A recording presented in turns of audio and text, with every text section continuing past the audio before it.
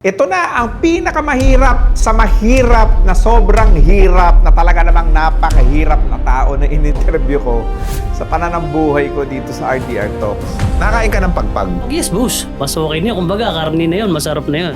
Mantakin mo, umasenso pa yun at yumaman pa. Paano ka yumaman? Namumulot ako ng pako. Kinukuha ko yung mga plastic bottle, mga cup. Anong gagawin mo kung ikaw ang nasa kalagayan ng tao na to? Lagi lang ako humiling kay God sana na may miracle na mangyari, boss. Himala na hinahanap mo. Himala na. Sa palagay mo ba, yung ganitong klase ng estado sa buhay, may pag-asa kayang umasenso? Second year high school lang ang tinapos at kung titignan mo, wala talaga itong pag-asang yumaman o umasenso. At sino bang mag-aakala na itong tao pala na to na iniwan ng pamilya, nangalakal ng basura, kumakain ng pagpag, naging pedicab driver, naging boy, at naging tricycle driver ng mahabang panahon. Ngayon ay yumaman na dahil sa aircon.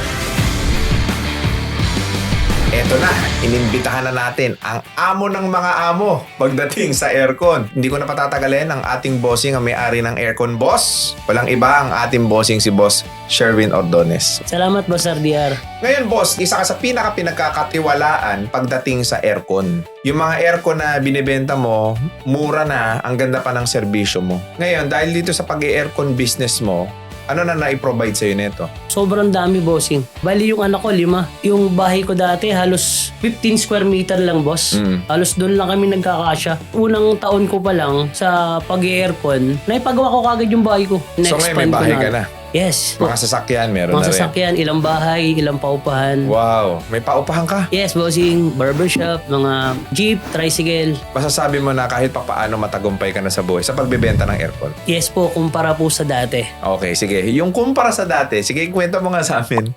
Ano ba buhay ni Boss Sherwin? Pinanganak kasi ako sa Caloocan, sa Bagong Baryo. Squatter talaga, boss. Lumaki ako sa broken family. Ang nagpalaki lang sa akin is yung lola ko. Dahil broken family, iniwan ka ng nanay mo tsaka tatay mo. Yes po. Ang naiwan sa'yo, lola mo na nanay nino. Nanay ng airpod ko po, ng papa Nanay ko ng po. papa mo. Yes po, boss. Halos ano lang ako ng boss, 7 years old lang ako. Marunong na ako mangalakal. Namumulot ako ng pako. Ikot-ikot ka sa kalsada, ikot-ikot ka. Naghanap ka pa ako. Pako lang. Tapos pag nakiipon ka na sa maliit na plastic, dadali mo sa junk shop para meron kang pambaon. Nag-try din ako, boss, like magtinda ng plastic sa palengke, basahan, kalamay. Ikaw yung batang paslit na naglalako-lako sa mga bahay-bahay, ganon. Yes po. Grade 3, nagbubuti na ako, boss. Sama-sama na ako niyan. 5:30 pa lang, ikutin na namin yan. Yung MCU, balintawak, sumisigaw ko doon, bote, dyaryo.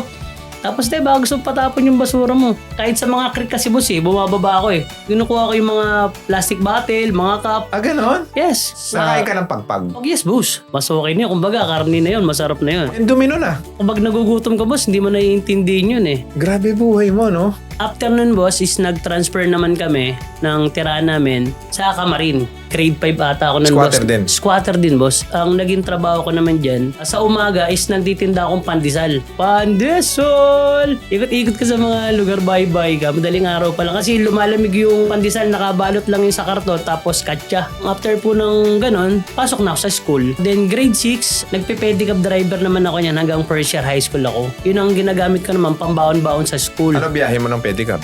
Doon lang din sa lugar namin. Yung galing sa palengke, mga umuwi.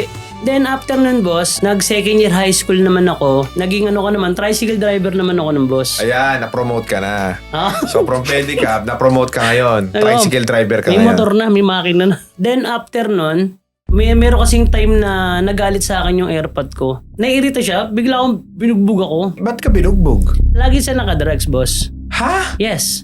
Nalo ko ng plato yung kanin.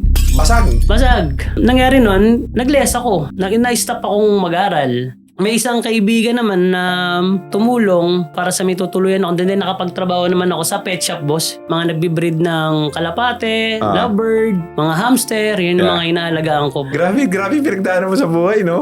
O tapos? Yun, bali duty ako doon sa umaga hanggang 6. Sa gabi naman, may extra ako mag-helper naman sa bakery. So dalawa trabaho mo. Pet shop sa umaga, bakery sa gabi. Yes, magkakaroon kasi din ako ng like 50 pesos. After naman nun, boss, nanawa din siguro, 1 taon na. Ano na naging trabaho mo nag-tricycle na lang talaga ako, boss. Hanggang mag-23 ako. So 14 years old ka, nagta-tricycle ka. Yes, marunong na ako, boss. So ibig sabihin, 9 years ang dire-diretsong nag-tricycle driver. Yes po, boss. Galing ka sa pagbabasura, pangangalakal, pagiging Yes po. boy, pagpe-pedicab, pagta-tricycle driver. Ikaw ba ni sa hinagap itong buhay mo ngayon? Pinangarap mo ba ito dati? Hindi ko talaga ma-imagine na aabot sa ganitong sitwasyon. Kasi wala pa sa amin sa side ng pamilya namin na may maayos na buhay. Kumbaga puro magulo talaga dahil nga yung family namin puro may bisyo. Drugs, alcohol, tapos may mga nakaw pa. Siyempre doon na sila pumapasok pag wala na silang pang drugs.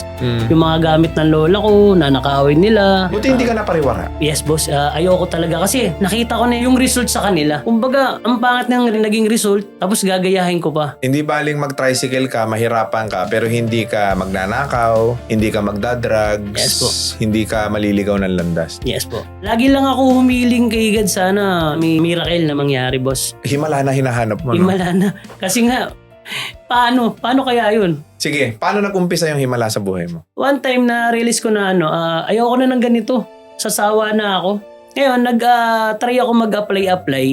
Kahit rider like sa mga Jollibee, mga fast food po ba, boss? Sa bagay, kasi marunong ka magmotor eh. Yun lang. Tapos, hindi ako matanggap.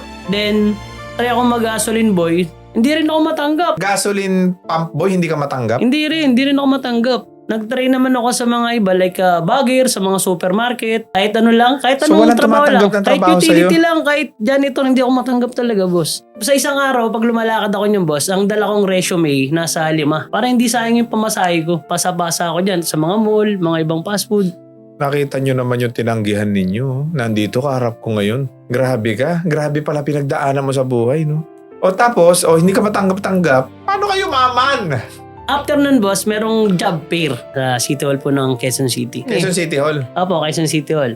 Sa wakas, may tumawag sa akin. Pinag-report ako, final interview. Naging trabaho ko noon, natanggap ako, is telemarketers. Bali, ang trabaho ko doon, tumatawag sa mga may utang sa bangko. Nako, Yun. maniningil ka. Maniningil. Ang nangyari doon, boss, siguro ano lang ako doon, almost 1 week lang ako. Kasi parang hindi ko gamay. Ngayon, nangyari, may kulang pa kasi ako requirements doon sa telemarketers na yun.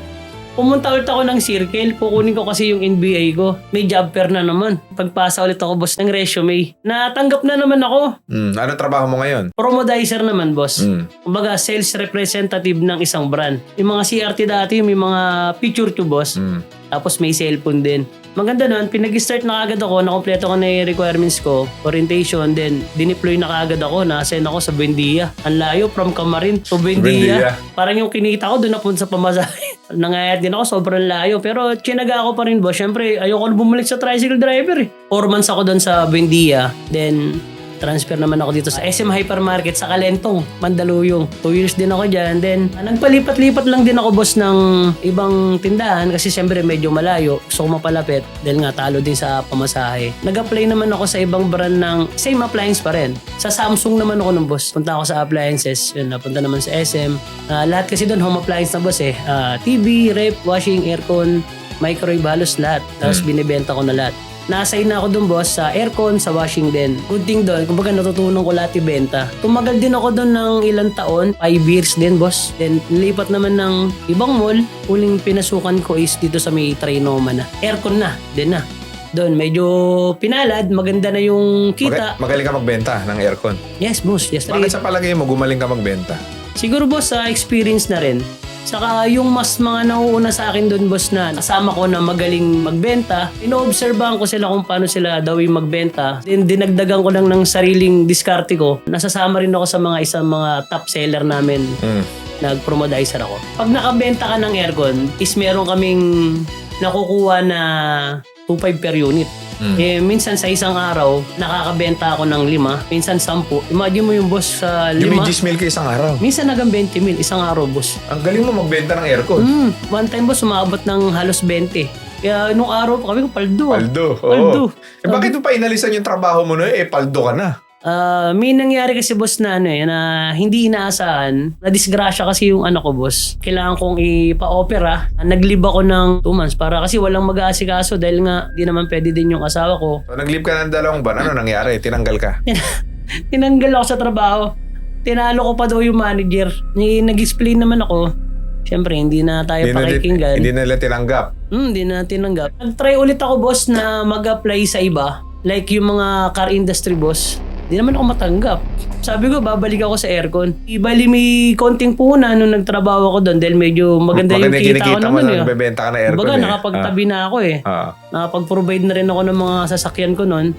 Ang naging sasakyan Ibig sabihin sa pagbebenta ng aircon, doon umasenso talaga buhay Yes, mo? boss. Kahit empleyado ka pa Yes, lang? boss. Opo. Then after ng boss, yung konti kong puhunan, yun yung ginamit ko na paniwala. Dahil nga nagkaroon ako ng yung dati kong trabaho is nag-start na siya din ng aircon. Tapos doon din ko nalaman yung mga supplier na magbababa, paano makakapagsimula. Ganun. Tapos yung team ko dati, nung nagtatrabaho din ako sa mall na nag-install, kinonta ko ulit sila para mag-install ng aircon. Tapos, saan ang una mong pwesto? Wala, bahay lang boss. Ang diskarte ko noon is post lang dun sa marketplace, then through Lazada. Tapos through Lazada, lahat yung mga malalapit na kaya puntahan, kami nag-i-install. Bali ang diskarte lang namin ng boss, nakamotor lang. Doon nag-start yun. Hanggang na-parol ko siya hanggang lumaki ng lumaki. Yung isang bahay ko, napa 3rd floor ko na, isang bahay ko, napa 5th floor ko na. Dahil sa aircon. Dahil sa aircon, boss. Pero ito yung boss eh. Gusto ko balikan natin yung pagkabata mo na adik ang tatay mo. Yes po. Ang nanay mo, iniwan ka talaga. Opo. Sa murang edad, ang dahil mo naging trabaho sa lahat ng hirap na nangyari sa buhay mo. Ano yung biggest lesson na o pwede mong ibahagi sa mga viewers natin ngayon na nasa ganoong klaseng sitwasyon ng buhay nila ngayon? Mag-apply sila, mag-try sila ng mga mga job fair na yan, huwag sila mawala ng pag-asa. At ganun talaga boss eh. Talaga may rejection talaga, hindi naman kagad success kagad eh. Pero dahil nga dun sa pagpupursige mo, hindi mo na mamalayan, ang ganda na pala ng result. Basta dire-diretso lang. Dire-diretso lang, sipagan mo lang at syempre, takot sa Diyos, wag gumawa ng masama. Parang yung lagi nga sinasabi that consistency beats intensity. Alam mo, it's a calling more than a business opportunity. Dahil representasyon ka ng pinakamahihirap na sektor ng lipunan natin na may pag-asa palang umasenso. Halimbawa, kakausapin mo yung batang ikaw, anong gusto mong sabihin sa kanya? Masabi ko, ang galing mo. Saan lakas mo? Nalagpasan mo lahat yung dumating na pagsubok para sa'yo. Mas galingan mo pa para matupad mo yung pangarap mo. Anong gusto mo sabihin sa asawa mo saka sa mga anak mo? Kaya na, mahal na mahal kita. Magkasama tayo at sa hirap at ginhawa hanggang pagtanda natin. Sa mga anak ko, si Sheena, si Sean, si Shaina, si Sean at saka si Shernan. Mag-aral kayo mabuti anak. Gagawin ko lahat. Para sa inyo. Maraming salamat sa buhay mo, Boss Sherwin. Ang dami mo na-inspire na mga tao. At isa ito sa pinakamakabuluhang interview na nagawa ko sa buong buhay ko. Kung meron man sigurong pahirapan ng pinagdaanan sa buhay, baka ikaw na yung pinaka. Pero nandito ka. Ngayon mo lalo ako napabilib. Grabe yung buhay mo. At alam ko magiging inspirasyon ka pa ng maraming tao. Salamat po. Kung may may opisina dyan, may bahay dyan na kailangan ninyo ng aircon, lalong-lalo na ngayon na mainit na naman ang panahon ha. Eto na, inilalapit ko na sa inyo ang pinakamurang supplier ng aircon. Ano yung offer natin ngayong summer? Ali, naka-promo kami mga boss sa price start at 17,495.